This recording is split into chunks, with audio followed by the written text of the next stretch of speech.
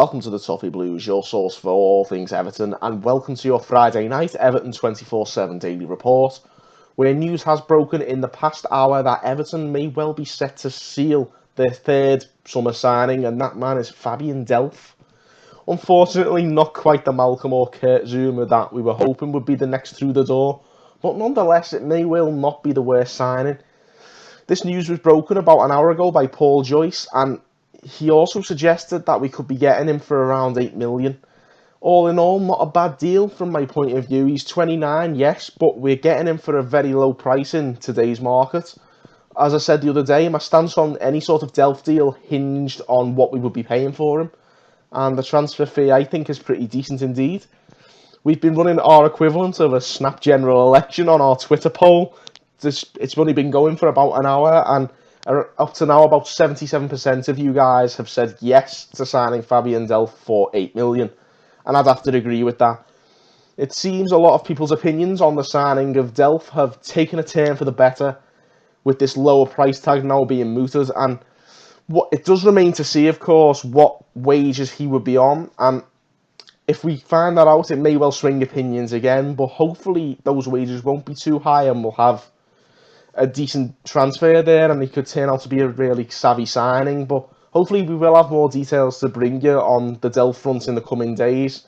But up until then, be sure to let us know what you're thinking about this potential deal in the comment section below. On to the other big news story of the day, and it's a big one, alright. Everton have today announced that first designs for the new stadium on the Branley-Moore Dock will be revealed at a fan event on the 25th of July, so in just 2 weeks' time. And to make things even better, the stadium architect, Dan Mice, will be attending the event as well. So if you're one of those who isn't excited by the idea of Delph signing for us, then surely this news will be enough to lift your mood, because I, for one, am certainly excited ahead of that event. And hopefully we'll know a lot more about where we're going with the stadium by the end of this month, because it looks like we're starting to really make some headway there. Unfortunately, we're not making as much headway on some of the more exciting transfers, although we have confirmed interest apparently in Nicolas Pepe. But we also fear that we may be priced out of a move by that rumoured price tag of around 60 million.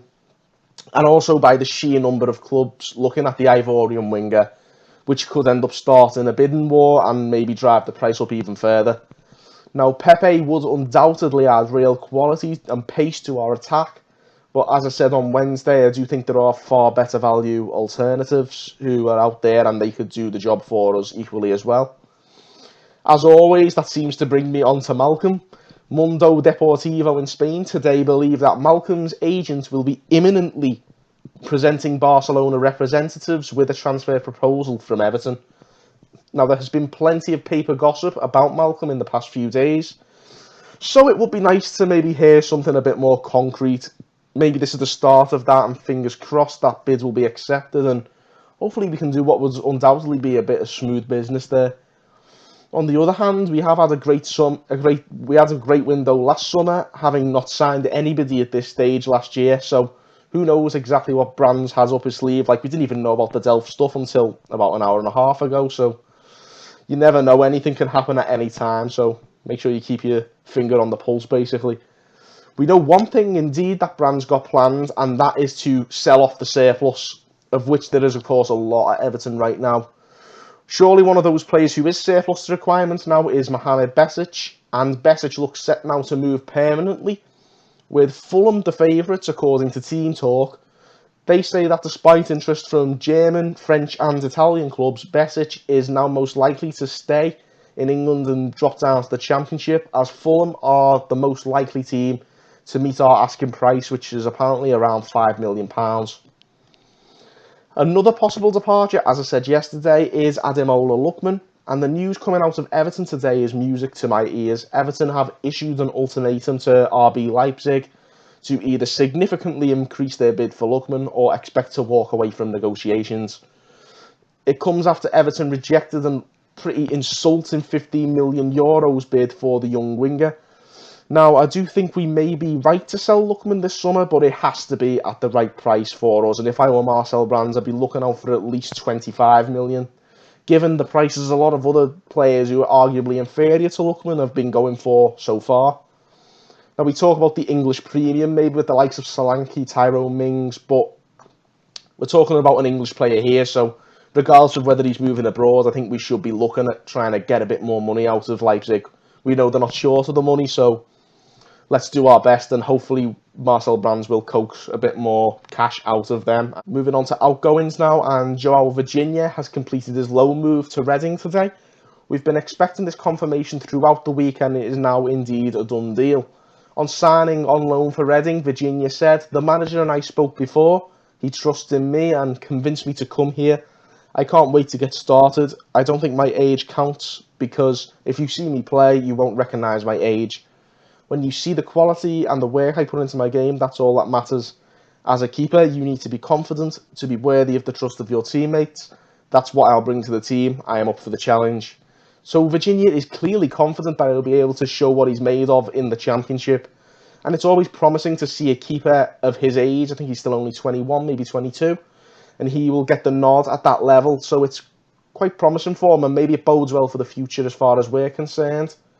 So best of luck to João Virginia, and hopefully he'll impress at Reading and he'll be back challenging Jordan Pickford maybe next season. On to a few more loan departures, and Luke Garbett, as I mentioned yesterday, has now completed his loan move to Ipswich today.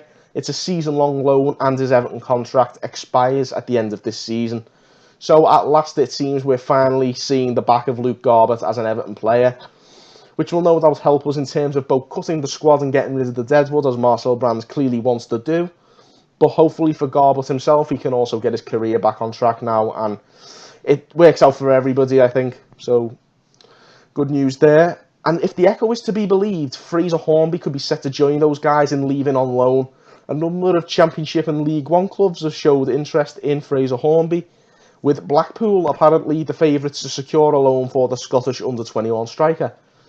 Hopefully he too can adapt to the more competitive football at League One or Championship level and make the progress that we hope he can, and maybe end up playing with the first team. I'll just say as a footnote to all this that as Everton fans, we love to see our academy lads make a success of themselves in the first team, and it would be nice to see Marco Silva give a bit more game time to these lads in the Premier League next season if he sees fit. Whether it works out or not, it would be very interesting to see how they get on, and it would be interesting to see whether we can get a bit more of a squad together of homegrown players. It would be great to see. And it would also be great to see what tomorrow's rumour mill brings, and particularly with that Delph news breaking tonight, perhaps we could be in for an interesting Saturday after all. So be sure to tune in for tomorrow night's Daily Report to find out what happens. Until then, remember to comment, like and subscribe, and thank you again for watching on the Toffee Blues.